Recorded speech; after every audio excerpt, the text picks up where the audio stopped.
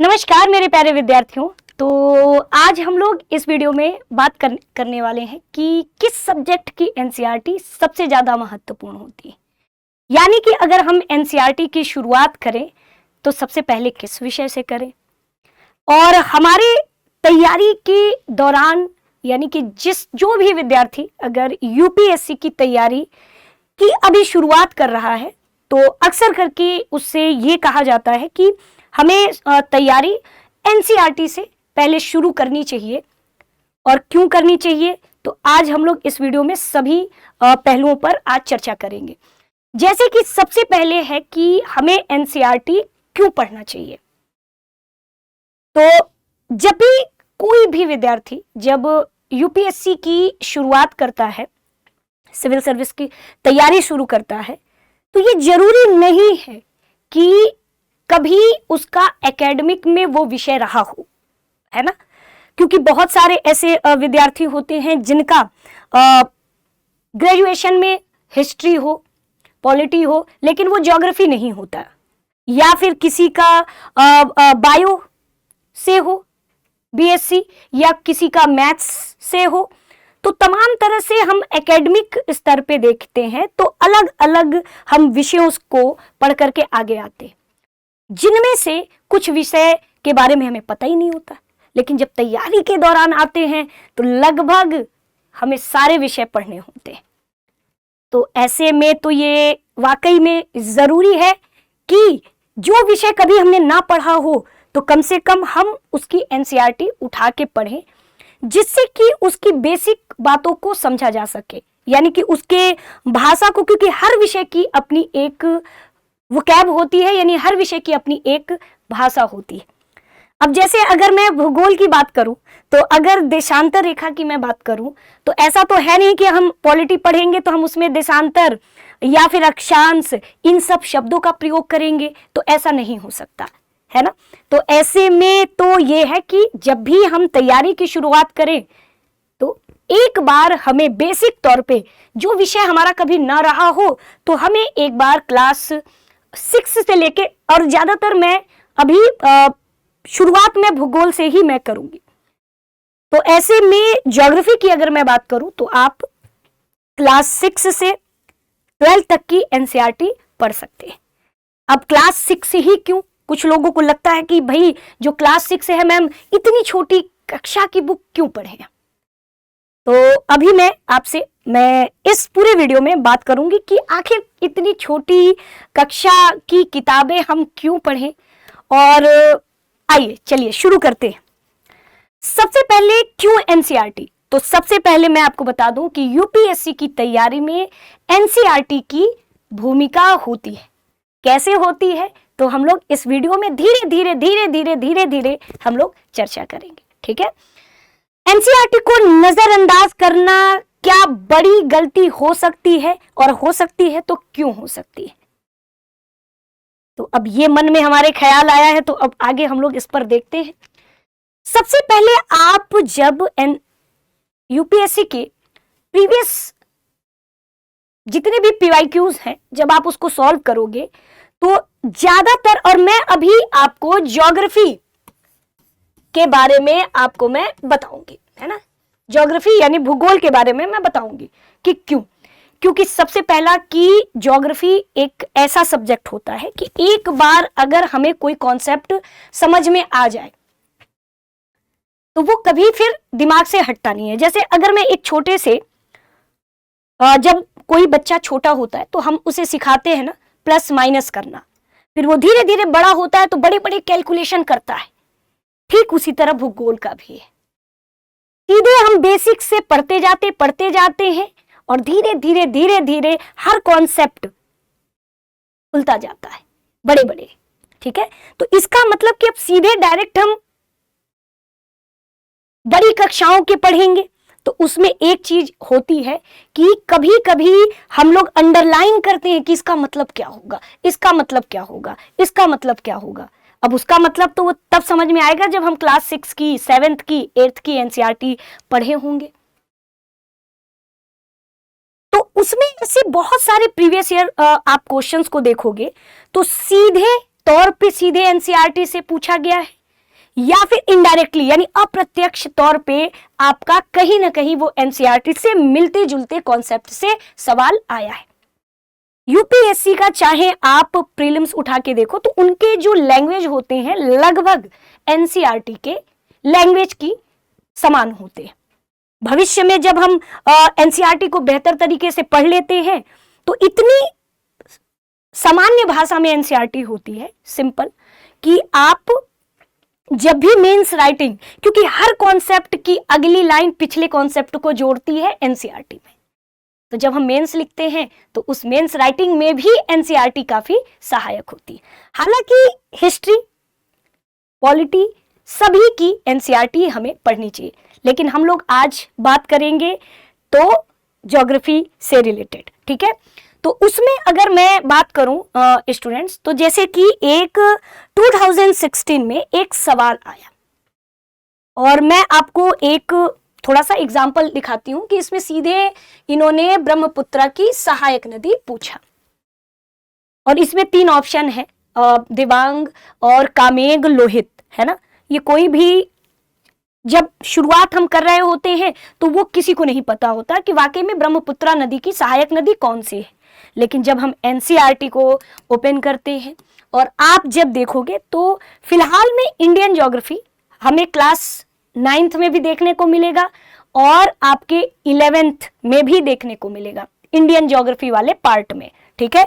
तो अब ये सीधे तौर पे मैंने आपसे कहा ना कि कुछ क्वेश्चन डायरेक्टली एनसीईआरटी से पूछ लिए जाते हैं और कुछ उनसे मिलते जुलते इनडायरेक्टली जो है क्वेश्चंस हमें देखने को मिलते हैं। तो देखो इसमें, और ये यहां से बहुत बार यूपीएससी में आपके 2 क्वेश्चंस सीधे यहां से सीधे, कभी किसी ईयर में सुबनसिरी दे दिया है ऑप्शन में और कभी कामेग, मानस, संकोच। तो आप यहीं पर देखिए डायरेक्टली यहाँ पे कामेग और आपका इसमें मानस और आपका दिबांग, लोहित, अब आप देखोगे तो इसमें सभी आपको देखने को मिलेंगे, ठीक है। तो इसमें कहा जाता है, तो मैंने आपसे कहा ना कि यहाँ पे लिखा है ना कि दिबांग, यहाँ पे देखिए ना दिबांग, और यहाँ पे देखिए लोहित, ये सारे नाम आपको देखने को मिलेंगे। यहाँ लिखा है ना कि इनकी प्रमुख सहायक नदियां हैं दिबांग, लोहित, सुबनसिरी, कामेग, मानस, संकोच, लगभग सारे सहायक नदियों के नाम यहाँ पे दिए हुए हैं। तो ऐसे में आप देख सकते हो कि ये सीधे आपके यहाँ पे क्वेश्चंस पूछे गए। अब एक क्वेश्चन और आप देख लीजिए यहाँ पर, भारत में निम्न में से किन एक वन प्रारूप में सागौन एक प्रभावी वृक्ष स्पीसीज है। अब सागौन आप सीधे तौर पे यही कॉन्सेप्ट क्लास 9th में भी दिया गया है और आपके क्लास 11th में आपका इंडियन ज्योग्राफी वाले पार्ट में ये दिया गया है। तो यहीं पर आप देख लीजिए, तो यहाँ पे सागौन, साल, शीशम और भी आप देखोगे तो यहाँ पे तो सीधे तौर पे देखिए, यहाँ से सवाल मैंने आपको दिखाया, सीधे तौर पे पूछा गया है। बहुत सारे क्वेश्चन है, नहीं तो वीडियो बहुत लंबी हो जाएगी। बहुत सारे क्वेश्चन हैं जो डायरेक्टली पूछे गए हैं और इनडायरेक्टली पूछे गए। अब जैसे एक क्वेश्चन ये है, अब इसमें हमारे दिमाग में ये चलेगा कि क्या डेटा होगा क्या नहीं होगा, लेकिन आप यहाँ पे देखिए सीधे क्या लिखा हुआ है, निम्नलिखित राज्यों पर विचार करिए, और यहाँ पे लिखा है चाय के उत्पादक राज्य। अब हमारे दिमाग में एक ही नाम पहले तो आएगा कि केरल, है ना, केरल और हिमाचल प्रदेश। अगर आप कभी घूमने गए हो हिमाचल तो वहां पे आपको चाय के जगह जगह, है ना, बागान टाइप के देखने को मिलेंगे।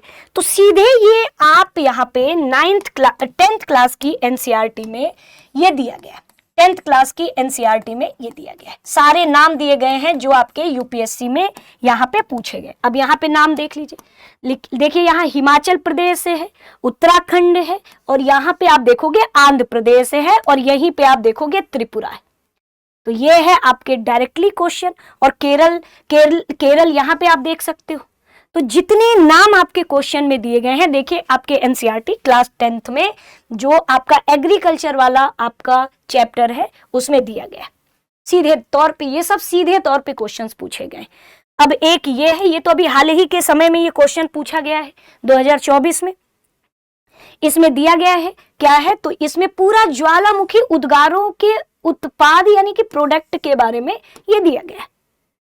तो आप यहाँ पे देख सकते हैं, जब आप क्लास 11th की वर्ल्ड ज्योग्राफी वाला जो पार्ट है, जब आप उसे ओपन करोगे तो उसमें आप जो है चैप्टर 3 में पृथ्वी की आंतरिक संरचना करके एक चैप्टर है, वहां से आप देख सकते हो कि ये सवाल आपका पूछा गया है। और यहाँ पे क्या है, तो यहाँ पे देखिए वही सारे नाम जो आपके ऑप्शन में दिए गए हैं, ज्वालामुखी है ना, राख है ना, और यहाँ पे देखिए नाइट्रोजन के यौगिक, और यहाँ पे सल्फर के यौगिक है ना, और यहाँ पे क्लोरीन, हाइड्रोजन, ऑर्गन, ये सारी चीजें दी गई। तो जो जो ऑप्शन में देखिए यहाँ पे लिखा है ना ये पायरोक्लास्ट, तो आप यहाँ पर देखिए लिखा है ना ये। फिर दूसरा यहाँ पे देखिए राख और धूल, तो आप यहाँ पर देख सकते हैं कि धूल कण, और यहाँ पे है आपकी राख, है ना, same to same direct question यहाँ पे आपके एग्जाम में पूछा गया है।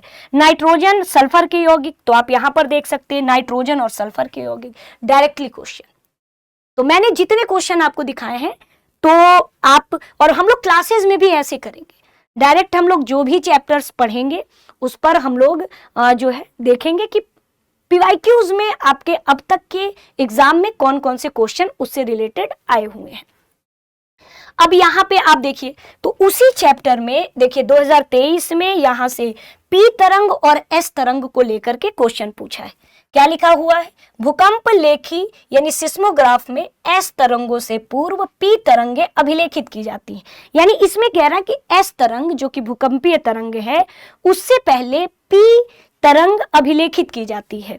फिर लिखा है पी तरंगों में अलग अलग कर्ण तरंग प्रसार की दिशा में आगे पीछे कंपन करते हैं, जबकि एस तरंगों में कर्ण तरंग प्रसार की दिशा में समकोण यानी ऐसे ऐसे ऊपर नीचे कंपन करते हैं। अब ये सीधे देखिए आपका यहाँ पे लिखा है ना, पी तरंगे तीव्र गति से चलने वाली हैं और धरातल पर सबसे पहले पहुंचती हैं। यानी कि जो पहला ऑप्शन है वो सही है, क्योंकि वही तो दिया है कि एस तरंग से पहले पी तरंगे अभिलेखित होती हैं। पी तरंगे ध्वनि तरंग जैसे होती हैं, और यहाँ पर एस तरंगे धरातल पर कुछ समय के अंतराल के बाद पहुंचती हैं। तो यही सारी चीजें हैं। अब यहाँ पे भूकंप लेखी पर वही चीज दिया है, यहाँ पे आरेख से तरंगों की दिशा भिन्नता का अनुमान लगाया जाता है कि किस तरह से। तो आप इसी चैप्टर को पढ़ोगे तो लगभग ये वाला जो आपका कॉन्सेप्ट है, ये दोनों ऑप्शन सही हैं, और ये मान के चलिए कि ये कॉन्सेप्ट भी हमारा क्लियर हो जाएगा। ठीक है, अब आगे हम लोग इस पर बात करेंगे। अब जैसे ये देखिए, आप जैसे मैंने कहा ना कि क्लास 7th की एनसीईआरटी क्यों, क्योंकि ये यूपीएससी में क्लास 7th की एनसीईआरटी में एक जल यानी कि वाटर चैप्टर है, उसी वाटर चैप्टर से डायरेक्टली पूछ दिया। यहाँ पे क्या दिया है, पृथ्वी ग्रह पर अधिकांश अलवणीय जल बर्फ छत्रक और हिमनद के रूप में। ये कह रहे हैं कि लगभग 97% तो आपको पता है कि खारा पानी है हमारे पृथ्वी पर, लेकिन जो बाकी बचा पानी है वो तो मीठा जल है।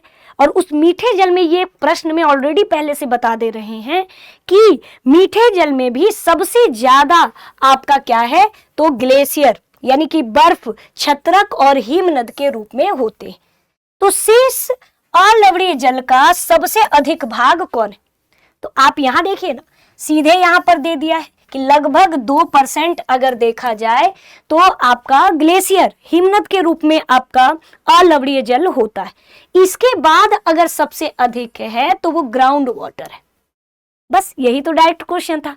इसीलिए छोटी कक्षाओं के भी आपको एनसीईआरटी कभी कभी कुछ चीजें ऐसी दी गई हैं जो बड़ी कक्षाओं में नहीं दी गई हैं। तो इसमें आप सीधे देख सकते हैं कि भूमिगत जल के रूप में। अब नेक्स्ट हम लोग देख लेते हैं। तो अब हम लोग जो एनसीईआरटी की शुरुआत करेंगे वो ज्योग्राफी से शुरू करेंगे पढ़ना। और ज्योग्राफी से ही क्यों, क्योंकि जब हम ज्योग्राफी पढ़ते हैं ना तो उससे हमारा एनवायरनमेंट कवर होता है, और साथ ही साथ हमारे इकोनॉमी, और क्योंकि बहुत सारे ऐसे, जैसे जब भी क्लास 10th की एनसीईआरटी पढ़ते हैं तो उसमें संसाधन, खनिज संसाधन, जल संसाधन, तमाम तरह के कॉन्सेप्ट हमें देखने को मिलते हैं। तो ऐसे में इकोनॉमी का आधार बन जाता है ज्योग्राफी पढ़ने से। ठीक है, एग्रीकल्चर, है ना, और आपका आपदा प्रबंधन और आपका इंटरनेशनल रिलेशन, ये सारी चीजें। क्योंकि जब भी हम न्यूज़पेपर पढ़ते हैं तो कभी कभी कुछ देश आते हैं, कभी कभी कुछ देश के जो है भूभागों के बारे में दे देता है। तो ऐसे में जब आपका भूगोल की समझ बनी रहेगी तो उस अखबारों में जो न्यूज चर्चा में है तो लगभग आपको वो भी चीजें समझ में आएंगी। तो इसीलिए जब भी आप एनसीईआरटी शुरू करें, ज्योग्राफी से शुरू करें, क्योंकि एक बार ज्योग्राफी का नोट्स, एक बार ज्योग्राफी के कॉन्सेप्ट आपके क्लियर हो गए, देन उसके बाद हिस्ट्री, पॉलिटी और आप अदर एनसीईआरटी साइंस, ये सब आप पढ़ सकते हो। ठीक है, यहां तक कि करंट अफेयर, मैंने कहा ना न्यूज़पेपर, और जब आप पढ़ते हो तो उसके लिए भी आपके ज्योग्राफी काफी सहायक बन जाता है ना। अब सबसे पहला तो क्वेश्चन ये है कि आपने जो है कई यूट्यूब पे या फिर आपने न्यूज़पेपर में ओल्ड एनसीईआरटी और न्यू एनसीईआरटी, ये अक्सर करके स्टूडेंट्स पूछते हैं कि मैम ओल्ड या न्यू। तो मेरा मानना है कि ओल्ड और न्यू दोनों, है ना, दोनों ही तैयारी करिए। हालांकि अभी मैं आपको दिखाती हूं, जैसे क्लास 6 में अगर मैं ज्योग्राफी की बात करूं तो केवल 3 चैप्टर आपके ज्योग्राफी के हैं। पृथ्वी पर स्थानों की स्थिति, महासागर महाद्वीप और स्थल एवं जीवन। तो लगभग तो आप देखो ना यहाँ पे पृथ्वी की गतियां, मानचित्र, परिमंडल, स्थल स्वरूप, अक्षांश देशांतर, बस चैप्टर बदल गए हैं लेकिन लगभग कॉन्सेप्ट वही है। पहले क्या होता था कि कम से कम 8 चैप्टर आपके ओल्ड एनसीईआरटी में दिए हुए हैं, लेकिन न्यू एनसीईआरटी में इन्हीं के कॉन्सेप्ट को उठा करके 3 चैप्टर केवल दिया हुआ है। अब देखिए इधर क्लास 7th वर्ल्ड ज्योग्राफी का आधार माना जाता है। इसमें पूरा है पृथ्वी के आंतरिक संरचना, हमारी बदलती पृथ्वी, वायु, जल, तमाम तरह के कॉन्सेप्ट। अब लेकिन इसमें केवल 3 चैप्टर है। मौसम को समझना, भारत की जलवायु और भारत की भौगोलिक विविधता, यानी कि इसमें वही हिमालय, मैदान, नदियां, प्रायद्वीपीय पठार, यही सारी चीजें दी गई हैं। तो खासा अगर आप ओल्ड एनसीईआरटी भी पढ़ लेते हो तो लगभग 90% आपकी पुरानी वाली जो ये सारे कॉन्सेप्ट हैं वो तैयार हो जाएंगे। लेकिन सबसे इस समय हाल ही में 1-1.5 महीने हुए हैं 9th क्लास की एनसीईआरटी चेंज हुई है। पहले 9th क्लास में पूरा भारत का भूगोल होता था, जैसे भारत आकार स्थिति, भारत की भौतिक स्वरूप, अपवाह, जलवायु, ये सारी चीजें।